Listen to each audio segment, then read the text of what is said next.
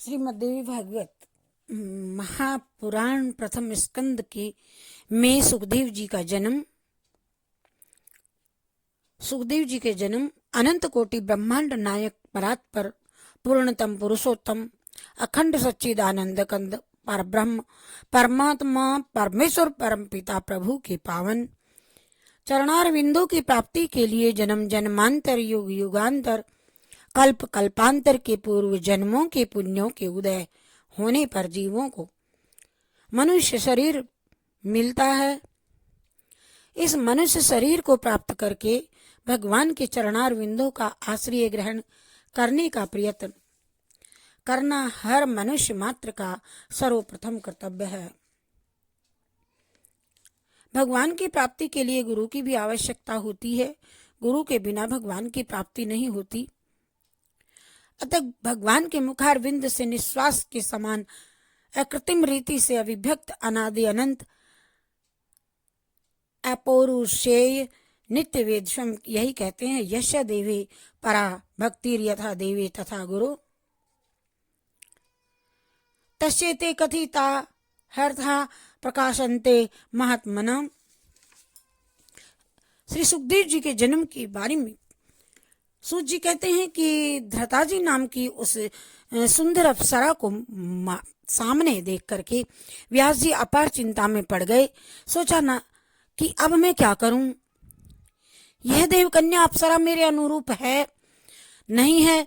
उस समय विचार सागर में निमग्न मुनि को देख करके अप्सरा के मन में आतंक छा गया। सोचा कि मुनि कहीं मुझे श्राप ना दे दें।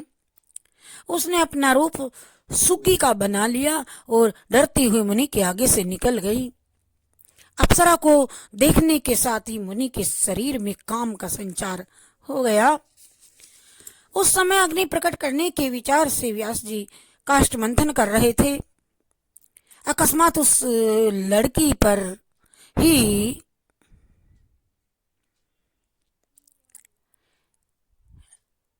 उनका वीर्य गिर पड़ा। मुनि के उसी अमोघ वीर्य से श्री सुखदेव जी का आविर्भाव हुआ। पुत्र को देख करके मुनि के आश्चर्य की सीमा न रही। उन्होंने यूं विचार किया कि हो न हो यह भगवान शंकर के वर का ही प्रभाव है। तपस्वी लोग आकाश से बालक सुखदेव जी पर फूलों की वर्षा करने लगे। व्यास जी ने महात्मा सुखदेव जी के जात कर्म आदि सभी संस्कार संपन्न किए। द्विजवरु सुखदेव जी के धारण करने के लिए दंड सुंदर कृष्ण चर्म मृग और दिव्य कमंडल स्वयं आकाश से पृथ्वी पर आ गए। सुखदेव जी बहुत शीघ्र बड़े ही भी हो गए। रघुकुल में रह करके रहस्यों और संग्रहों सहित संपूर्ण वेदों एवं अखिल धर्म शास्त्रों का उन्होंने भली भांति अध्ययन कर लिया। समावर्तन हो जाने पर वे अपने पिता व्यास जी के पास आ गए। तदंतर व्यास जी सुखदेव जी का विवाह करने की बात सोचने लगे। उन्होंने सुखदेव जी से भी कहा, पुत्र विवाह करके मुझे पितृ ऋण से मुक्त करना तुम्हारा परम कर्तव्य है। सुखदेव जी ने कहा, पिताजी विवाह कर लेने पर मैं स्त्री के वश में हो जाऊंगा, पराधीन हो जाने पर विशेषतः जब स्त्री मुझे अपने काबू में कर लेंगी तब मेरे लिए कौन सा सुख रह जाएगा। स्त्री पुत्र में श्रृंखला से बंध जाने पर तो किसी प्रकार भी मुक्त नहीं हो सकता।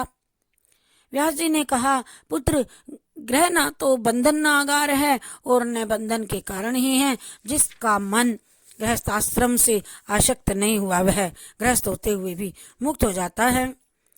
तुम्हें अच्छे कुल की कन्या के साथ में विवाह करके वैदिक मार्ग का आश्रय लेना ही चाहिए। सूत जी कहते हैं कि सुखदेव जी में असीम बुद्धि थी। उनका वेश शांत था। वे मानसिक सन्यासी हो चुके थे। ऐसे सुयोग्य पुत्र के उपयुक्त बातें कहने पर व्यास जी ने कहा, पुत्र तुम बड़े भाग्यशाली हो। मैंने देवी भागवत की रचना की है, इसका अध्ययन करो। इस पुराण में 12 स्कंद हैं। मेरी समझ में तो ये पुराण संपूर्ण पुराणों का ही भूषण है